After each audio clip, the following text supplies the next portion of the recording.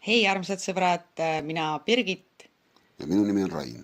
ja meil tuli selline mõte, et me teeksime väikse raadiosaate või podcasti või vestlussaate, siis mis toimub volikogus, Elva valla volikogus, mis on toimunud eelnevalt minu ajal, kui ma olin Elva valla volikogu opositsiooniliige ja nüüd värskemad uudised, kui Rain on Elva valla volikogu koalitsiooniliige.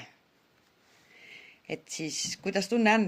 Esimene volikogu oli sellel esmaspäeval, 3. koosseisu volikogu, et mis tunded on? Tunded on meeliüleldavad, aga saime selles mõttes suure töö tehtud. Meil on siiski praegu paigas volikogu esimees, kelleks on Fred Koppel ja aseesimees Aivar Õun. Ja vallavalitsuses töö käib juba nädal aega. Vormitakse eelnõusid, valmistutakse järgmiseks volikogu istungiks. Aga kuidas see õhustik oli seal volikogu saalis, et mina mäletan, kui mina läksin sinna täiesti tavakodanikuna, ei olnud poliitikaga väga palju kokku puutunud väga lähedalt, siis minu meelest oli see õhkkond seal üsna selline raske, sest üks suur poliitik ju ütles mulle kohe, et kus mu mask on, et kui ma olin ainuke saalis, ainuke inimene, kes istus ilma maskita. Seadusest tulenevalt oli võimalik olla volikogu saalis ilma maskita, aga suur poliitik isegi ei teadnud seda ja täna ta istub meil Riigikogus. Ja siis ma mõtlengi, et kas tõesti sellised inimesed siis valitsevad meie üle, kes ei tea seaduseid ja istuvad kuulekalt. Olid ajad, kus nõuti maski volikogus ja tegelikult oli ka ju võimalus olla seadustest ette nähtult, oli kirjutatud, et volikogus ei pea kandma maski. Ja seesama suur poliitik sinu esimeses volikogus pani ka pirni, kui pirniks me seda nimetada saame, et esialgu, kui mina seda nägin läbi YouTube'i vahenduse otseülekande, siis ma naersin kõva häälega. Aga kui ma hiljem hakkasin nagu tagantjärgi mõtlema, siis mõtlesin, et siin pole ikka mitte midagi naljakat, et äkki sa tahad täpsemalt sellest rääkida, mis oli?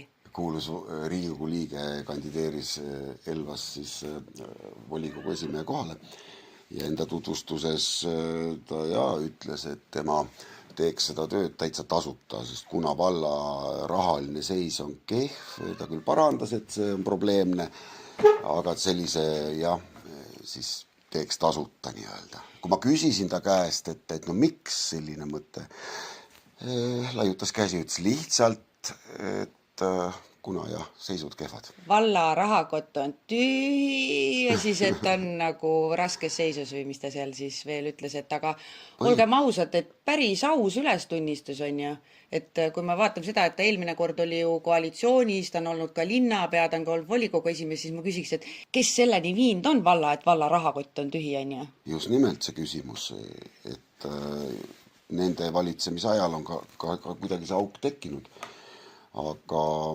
mis peamine põhjus oli, miks ta tegelikult tahtis seda tööd tasuta teha? No tegelik põhjus on ju seal, et Riigikogu liige ei saa 2 kohast võtta töötasu, aga seda ei mainitud kahjuks. Kuigi sa küsisid, miks, et aususest väga palju me sealt rääkida ei saanud, et ta oleks võinud ju selle ausalt välja öelda, et kuni valimisteni, järgmiste Riigikogu valimisteni ta teeb seda tööd tasuta, et edasi siis ei tea ju, mis saab, on ju. Just. Aga selles mõttes ikkagi volikogu kenasti hakkab tööle ja esmaspäeval tuleb uus Vallavanem.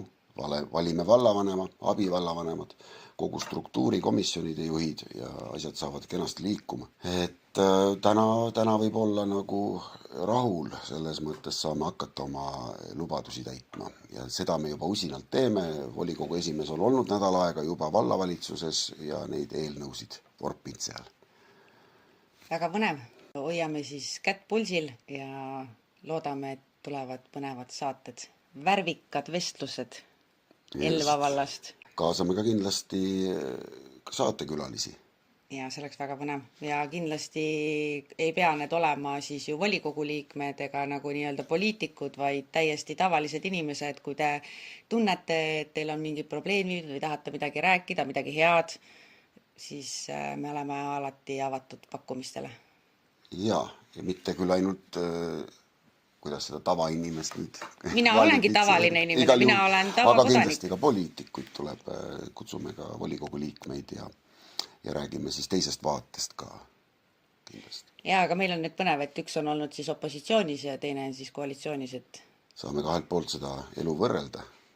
ja meil kodus ka vahepeal opositsioon, koalitsioon. No aga ikka. Me pigem oleme koos opositsioonis vist. Jaa, aga tore ja siis järgmiste kohtumisteni. Head teist adventi meile kõigile, olgu see rahuaeg ja vaatame enda sisse sügavale, kas me elame ikka südametunnistuse järgi. Ja järgmiste värvikate vestlusteni. Kõike head! Kõike ilusat!